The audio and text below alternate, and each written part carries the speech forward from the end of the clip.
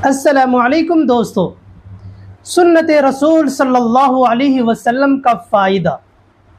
दोस्तों बहुत अच्छी बात है, मुकम्मल सुनकर जाएं। एक मर्तबा नबी करीम सल्लल्लाहु अलैहि वसल्लम अपने सहाबाए किराम रदियल्लाहु अन्हुम से इरशाद फरमा रहे थे कि पानी हमेशा देख कर पीना चाहिए। एक यहूदी उस वक्त वहाँ मौजूद था, उसने भी यह इरशाद आलीशान सुन लिया। अपने घर में रात को जब पानी पीने लगा तो बीवी से बोला कि चिराग ले आओ। बीवी चिराग ले आई। चिराग की रोशनी में जब देखा तो पानी के प्याले के तह में एक सियाह बिच्छू बैठा था। सुबह दरबार रिसालत सल्लल्लाहु अलैहि वसल्लम में हाजिर होकर बोला कि आपकी एक सुन्नत से मेरी जान बच गई। तो वो दीन कितना प्यारा होगा जो आप लेकर आए हैं।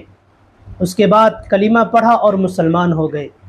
दोस्तों हदीस पाक के अंदर आता है, जो इस ज़माने के अंदर किसी एक सुन्नत पर अमल कर ले तो अल्लाह तबारक व तआला उसको 100 शहीदों का सवाब अता फरमाए।